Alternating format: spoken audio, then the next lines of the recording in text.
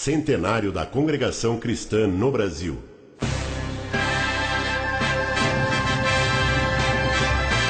A Congregação Cristã, hoje com templos espalhados no mundo todo, é uma organização religiosa, apolítica e sem fins lucrativos, com a finalidade de levar ao conhecimento do ser humano a mensagem do Evangelho para a salvação e vida eterna por Cristo Jesus, e recebê-lo como Salvador e único intercessor entre Deus e os homens, para sermos unidos numa só fé, numa só comunhão, numa só doutrina, num só amor, num só caminho, sendo um só povo, e com o único intuito de ser firme e fiel à palavra de Deus, para que no último dia cada alma receba a vida eterna.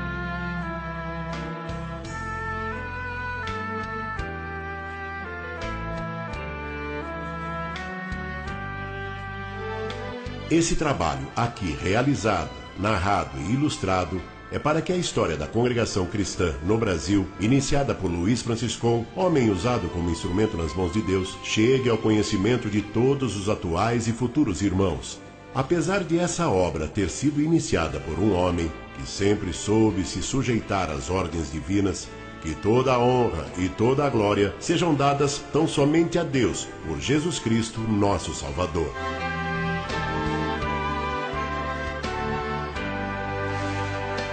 A congregação cristã escreve um século de história no mundo.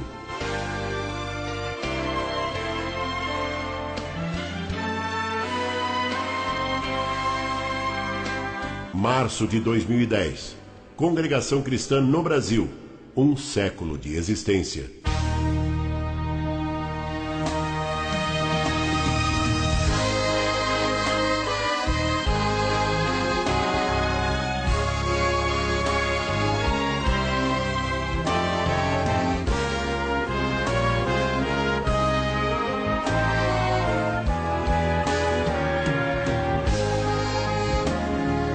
Como nasceu essa obra?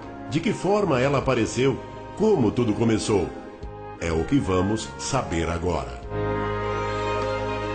Tudo começou em Los Angeles e em Chicago, Illinois, Estados Unidos, por volta de 1890, onde se deu início ao então chamado Movimento Pentecostal.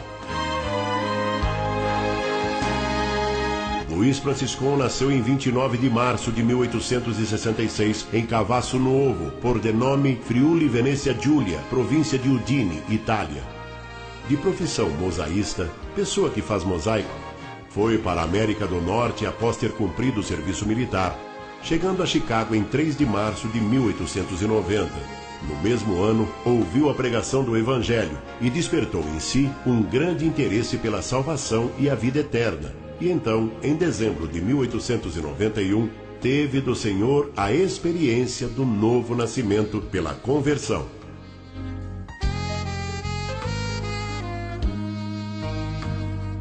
Em março de 1892, Luiz Franciscon, juntamente com um grupo e algumas famílias de fé valdense, seguidores de Pedro Valdez, adeptos à pobreza por amor a Cristo, formou-se então em Chicago a primeira igreja presbiteriana italiana.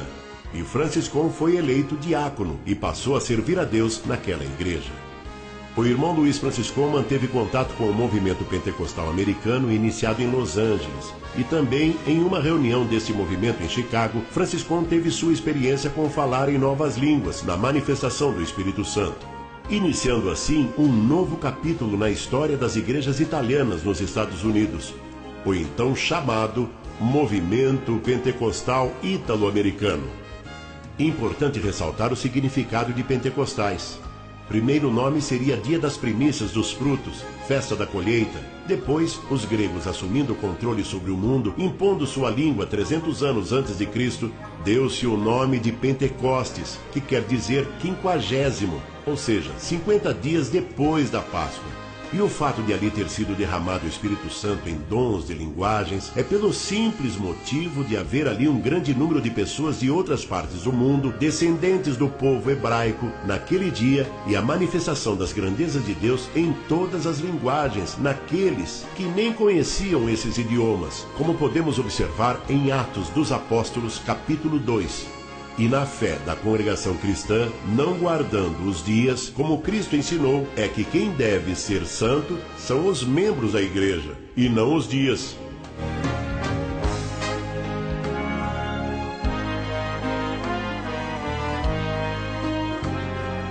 Luís Franciscon, em 1894, encontrando-se em Cincinnati, Ohio, Estados Unidos, a trabalho, aconteceu que numa noite, estando ajoelhado em seu quarto, orando e lendo a Bíblia, no livro de Colossenses, capítulo 2, versículo 12, que trata do batismo por imersão, Franciscon teve uma revelação. Ouviu uma voz que lhe disse 2 vezes: "Tu não obedeceste a este meu mandamento. Tu não obedeceste a este meu mandamento." Ao que teria respondido: "Senhor, jamais alguém me falou neste assunto." Sua carreira de fé, então, mudou após esse acontecimento. A partir desse dia, Franciscon passa a questionar a prática do batismo por aspersão, jogar um pouquinho d'água na cabeça. Falou a respeito da revelação com o pastor de sua igreja e com outros irmãos da época, mas foi ignorado.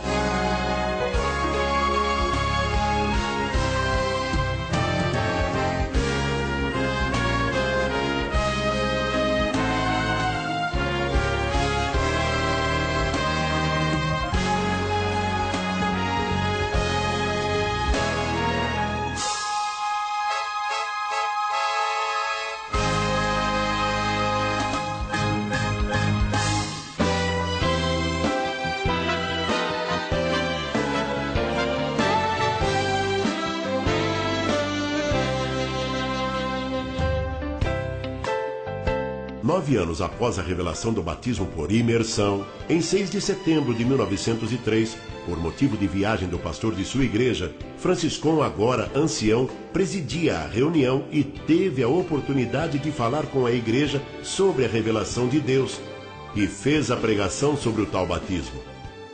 Nesta reunião, Luís Franciscon convida a igreja para assistir ao seu batismo por imersão, que seria realizado no dia seguinte, em 7 de setembro de 1903, pelo irmão Beretta, no lago Lakefront, Chicago, Estados Unidos. E 25 deles aceitaram o convite, e 18 destes também foram batizados por imersão.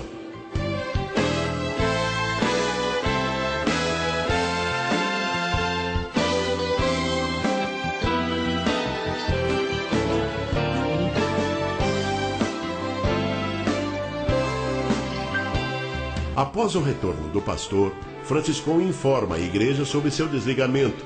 E assim, aqueles 18 que foram batizados, mais um grupo de irmãos crendo no batismo por imersão e do Espírito Santo, passa a segui-lo. E assim, reuniam cada dia na casa de um deles, onde os cultos eram realizados.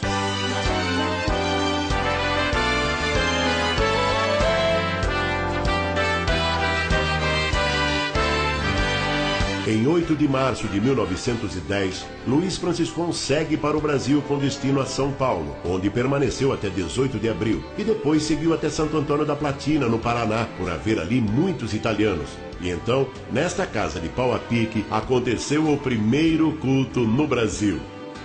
Este é o Rio Boi Pintado, em Santo Antônio da Platina, Paraná, onde foi realizado o primeiro batismo no Brasil, em maio de 1910. E Felício Antônio Mascaro, como vemos nesta foto, foi o primeiro irmão a ser batizado, e com ele a sua família. Assim teve início a congregação cristã no Brasil.